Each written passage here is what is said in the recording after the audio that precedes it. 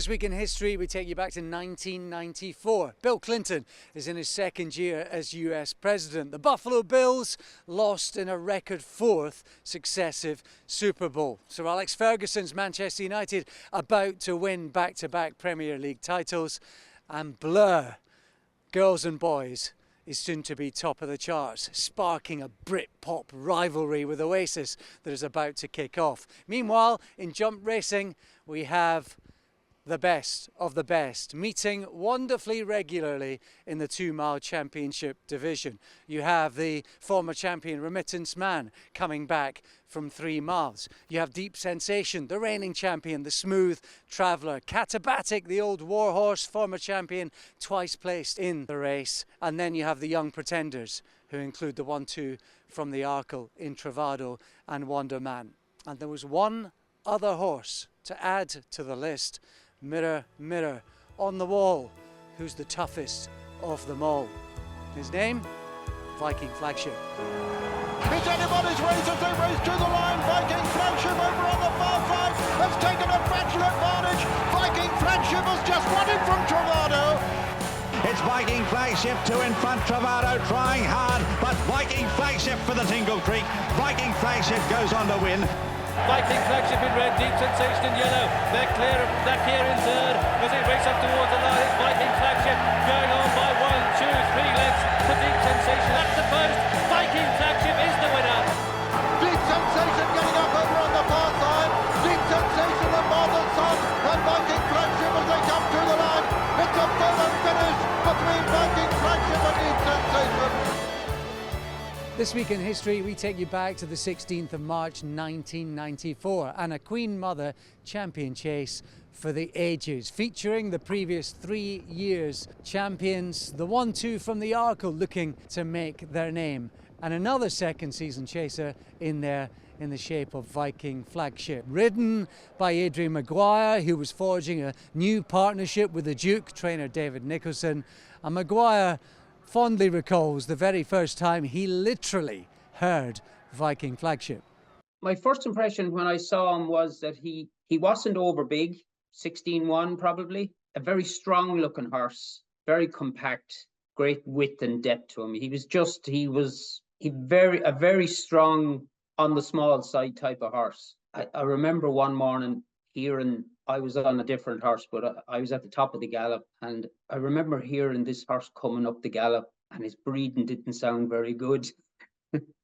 So when he got to the top, I asked who was beside me what horse it was, and it was Viking Flagship. And the Duke often said that he took a lot of work. He took a lot of work to get him fit. So he was making plenty of noise when he was unfit, but come race day, the Duke had him right. There was one night, Sir Michael Stout rang the Duke, the governor, and he wanted to take Crebensis to Huntingdon to work him after racing one day. Would we have anything?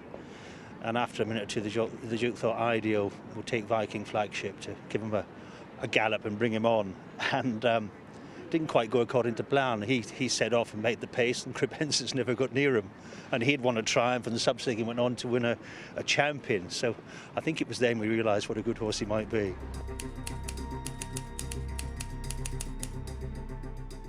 I don't think I ever got to ride him over fences, sadly. I was asked to once. I was asked to ride him in the Tingle Creek.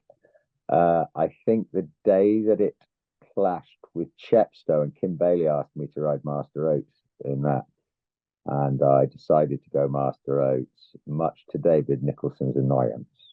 I do remember that quite well. Viking Flagship was an unusual horse in many respects. He'd run on the flat 18 times without success before joining Martin Pipe's yard. He won 4 out of 7 for Pipe before being transferred to David Nicholson's yard, where he remained over hurdles in his first season, winning 1 Taunton race from 9 runs.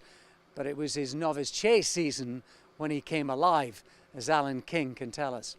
He didn't come back into training very late that year. He'd run it the Grand National meeting in a handicap hurdle, I think on National Day, and finished. He was placed, but came back very badly jarred up, and he went back to Graham Roach. And I'm not sure what his vet did to him, but it was remarkable to get him back that season. But as a consequence, he didn't make his chasing debut until February. And I remember he went to Nottingham and had jumped beautifully and then came down at the last fence. And we'd run him a week later, and the Duke loved Wolverhampton. I mean, he would always send some of his best Cheltenham novices or whatever there. So he won a week later, and then I think 10 days later went to Leicester and nearly went at the last again. He ploughed straight through it, but Richard has managed to sit on him, and he won well. And I think he had a couple more runs on the run up to Cheltenham. And I think he was in the, I'm not sure he was in the Arkle, but he was in the Grand Annual. And I went and walked the track in the morning, and it was quite lively. It was definitely on the quick side. So he missed Cheltenham, he missed Aintree because of the ground, and the Duke took him to Punchestown. He won the handicap on the Tuesday, and he won the novice on the Thursday. And I remember Richard Dunwoody getting off on the Thursday and said he was a £10 better horse the second time, and that was him. I mean, the more work you gave him, the better he got. To be perfectly honest, I was always a little bit frightened of Travado. He didn't have a huge amount of self-preservation, and that showed, I think, later. I mean, I think he fell twice in King George's with me, and he was a bit of an awkward jumper. He was a bit thick. He couldn't think very quickly. He wasn't very good on his feet in front of a fence, and I always felt that I had to do an awful lot for him. So consequently, I liked making the running on him because I could then dictate and be guaranteed a good clear passage into every fence and give him some assistance. I never liked getting buried in behind with him because he was really too stupid to maneuver himself out of trouble if he didn't just arrive on the perfect spot down to a fence. And I always used to feel I had to, for some of the fences, he could get very low and very flat in his jumping. And I had to always just make sure there were a few fences during the race that you just made him be quick on his feet and get in a bit tight and up in the air, because otherwise he was just going to get lower and lower. And I think going into that race, there was going to be a huge amount of pace on. And I took a view that if I got too involved in that early pace, he was a bit keen as well. I could see him doing too much. I do remember the Duke having a word in Peter Niven's ear out by the scales when we're weighing out for the champion chase, and I think the Duke promised him a case of wine if he was to make the running. Niv duly obliged anyway, and he cut out the running for us, and we sat close to him all the way. And I never actually asked him afterwards, did he get his case of wine? The way it worked out, there was always 3 or 4 upsides in front of me, and I was never able to comfortably get in. Look, I took a view that if we hit the deck, he wasn't going to win the champion chase. So first and foremost, let's get the jumping side of things right. But I ended up steering far too wide apart,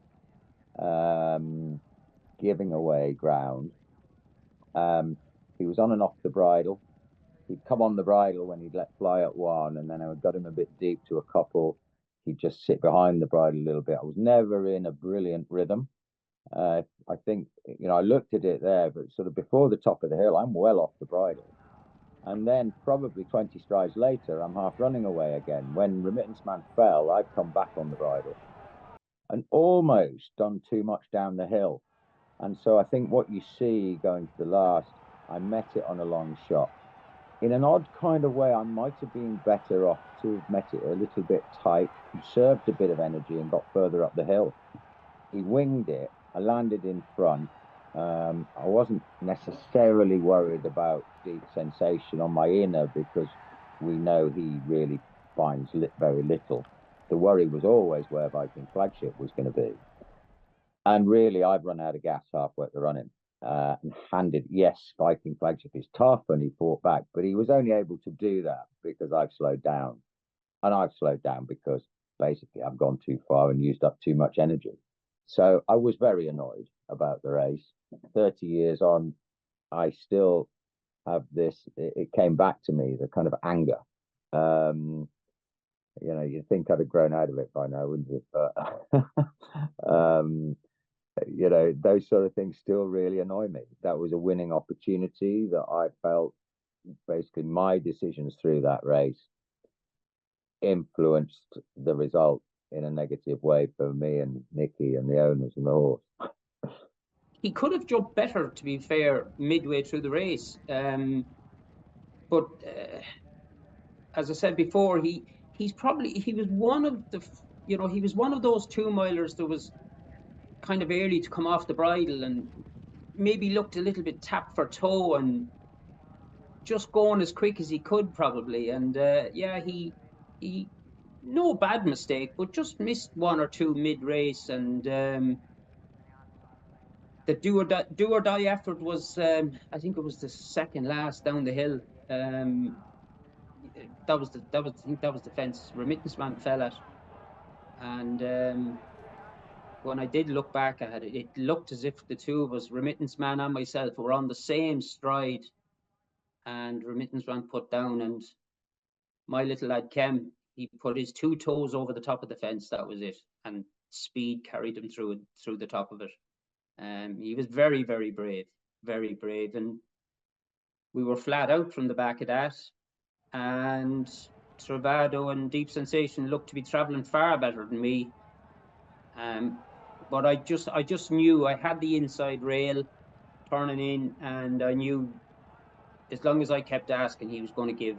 And once I jumped the last as well as I did, I knew he wasn't going to get beat. Even though he gave the last about a foot, he stood off outside the wings and gave it a foot. So he gave them half a length when we landed. He was back half a length again, and he battled away strong. And once he got his head in front halfway up the hill, he was only doing enough to hold on. They were made for one another, really. Adrian loved to sort of attack, and Viking appreciated that. So they had a great run that season, obviously culminating with the Queen Mother. And it was just a pity that the following year that Adrian missed Cheltenham, and Charlie Swan got the ride. It was relief because it was Viking Flagship, one of my early seasons riding for the Duke, Cheltenham, and just to get that one on the board, first thing that came into my head was relief.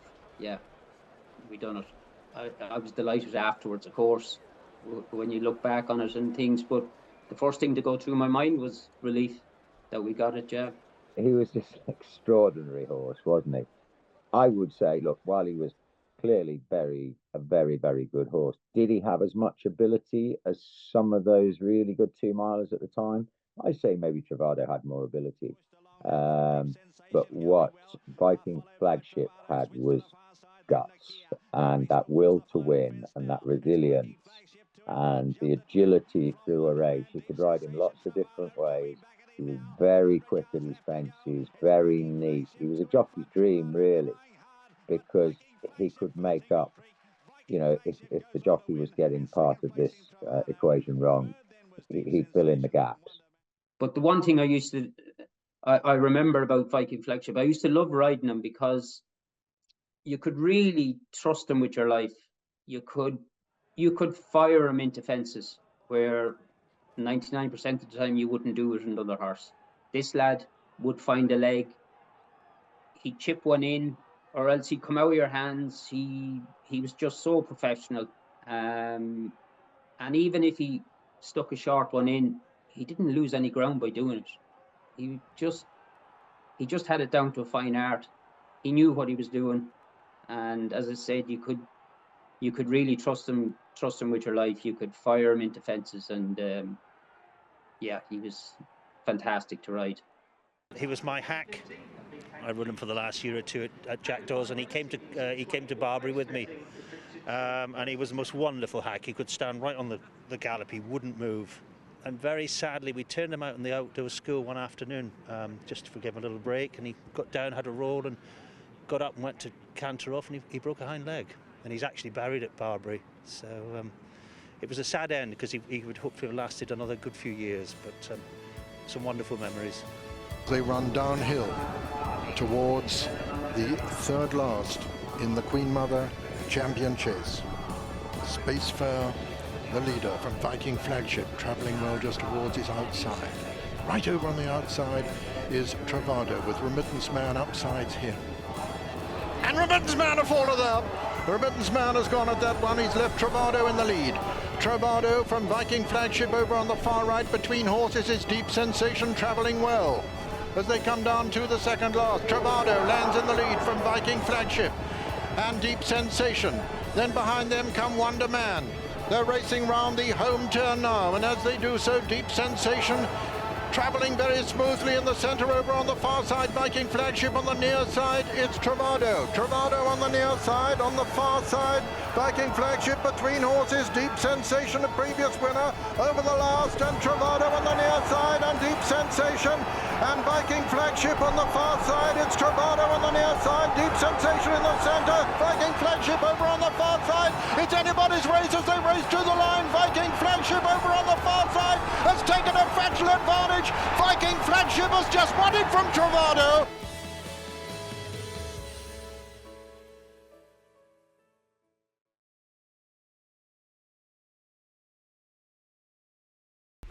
Watch live racing now on racingtv.com.